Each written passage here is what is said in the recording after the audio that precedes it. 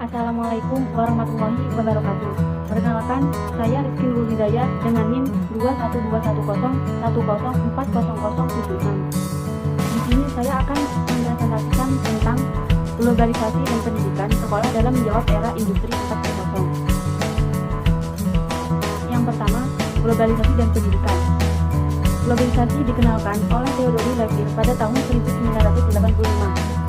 Secara bahasa, globalisasi terdiri dari kata global dan satu, yang artinya global adalah mendunia dan satu adalah proses. Bisa digabungkan menjadi proses sesuatu yang mendunia. Sedangkan menurut Kamus Besar Bahasa Indonesia, globalisasi bermakna proses masuknya keluar lingkup dunia. Jadi, globalisasi merupakan seluruh proses hingga mendunia. Faktor-faktor penyebab globalisasi adalah yang pertama, kemajuan ilmu pengetahuan dalam bidang teknologi, transportasi, mempermudah dalam jasa pengiriman barang ke luar negeri. Yang kedua, perkembangan teknologi informasi dan komunikasi berperan menjamin kemudahan dalam transaksi ekonomi antar negara.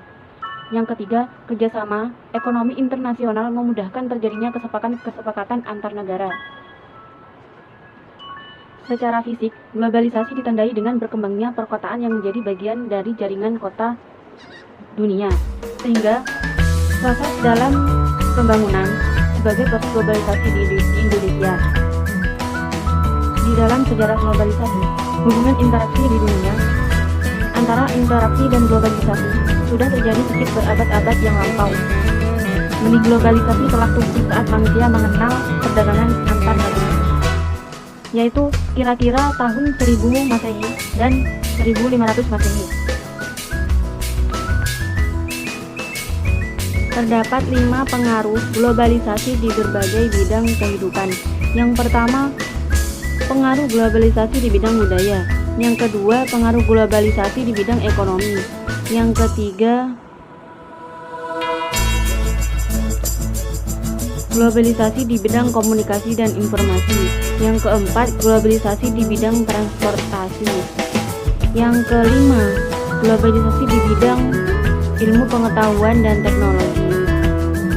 Dampak globalisasi terbagi menjadi 2 dampak. Yang pertama, dampak positif, yang kedua, dampak negatif. Ada beberapa dampak positif, yaitu meningkatnya taraf hidup masyarakat. Yang kedua, meningkatkan perkembangan ilmu pengetahuan dan teknologi. Dan yang ketiga, mengembangkan pariwisata dan lain sebagainya. Dan dampak negatif dari globalisasi diantaranya menimbulkan sikap yang kebarat-baratan atau westernisasi. Yang kedua, memudarnya nilai-nilai moral dan sosial dalam masyarakat. Yang ketiga, menimbulkan sosial dan kesenjangan dan ekonomi. Yang keempat, meningkatkan angka kriminalitas. Yang kelima, menimbulkan pencemaran lingkungan, baik pencemaran air, udara, tanah, maupun suara. Yang terakhir, melahirkan sikap individualis. Itulah yang mengenai globalisasi. Yang kedua, pendidikan. Pendidikan adalah sebuah proses internalisasi budaya ke dalam diri seseorang dan masyarakat sehingga dapat membuat seseorang dan masyarakat menjadi beradab. Pendidikan bukan hanya diartikan transfer ilmu pengetahuan saja, tetapi lebih luas yakni sebagai sarana pembudayaan dan penyaluran nilai.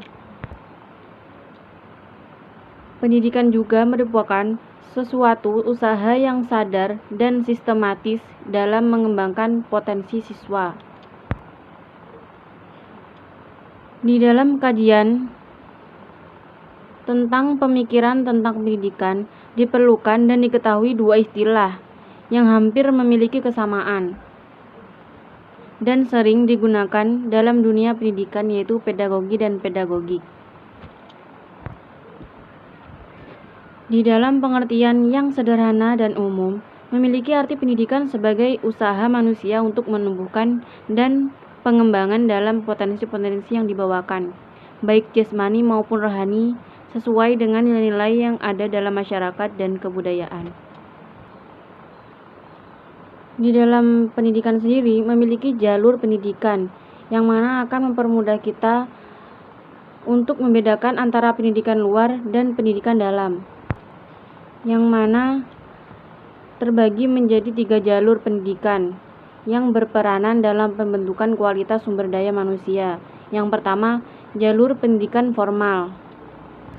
Pendidikan yang biasa dilakukan pada lingkup lembaga-lembaga atau di sekolah-sekolah.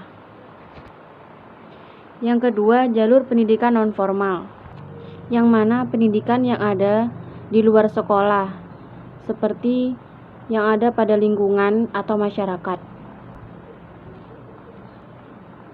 Yang ketiga, jalur pendidikan informal, yang mana juga ada pada lingkungan, tetapi itu bukan lingkungan masyarakat, yang mana tersebut ada pada lingkungan keluarga. Dari yang telah saya jelaskan, mulai dari globalisasi dan pendidikan, yang terakhir saya akan menjelaskan tentang sekolah dalam menjawab era industri 4.0. Pendidikan dalam era 4.0 adalah istilah yang dipakai oleh ahli pendidikan untuk mengintegrasikan teknologi siber atau informasi dalam pembelajaran. Pendidikan 4.0 adalah suatu respon terhadap kebutuhan revolusi industri 4.0 di mana mesin dan manusia diselaraskan atau dipadukan untuk mendapatkan solusi, memecahkan masalah, dan menemukan sebuah kemungkinan inovasi baru. Ada beberapa fitur yang mengarah pada sintesis pandangan-pandangan tentang karakteristik pendidikan 4.0. Yang pertama, pembelajaran berpusat pada peserta didik. Yang kedua, sebuah pembelajaran mengembangkan kemampuan para peserta didik. Yang ketiga, pemanfaatan infrastruktur ICT dan perangkat pembelajaran yang dinamakan Flipped Classroom.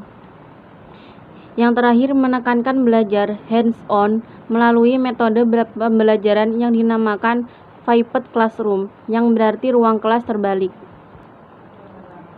Ada tantangan tersendiri dan peluang bagi guru di era 4.0. Di masa mendatang, peran dan kehadiran guru di ruang kelas akan semakin menantang dan membutuhkan kreativitas yang sangat tinggi.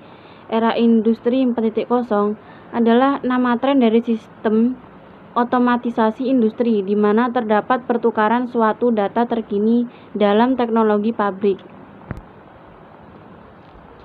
Pada pembelajaran di era revolusi industri 4.0 membutuhkan strategi. Yang pertama, membantu siswa belajar bagaimana belajar.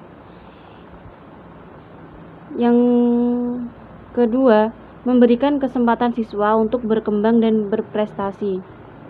Yang ketiga, membumikan pendidikan karakter. Yang keempat, menciptakan lingkungan pendidikan ramah anak. Yang kelima, melek teknologi atau internet lot. Demikian yang telah saya jelaskan atau presentasikan di atas.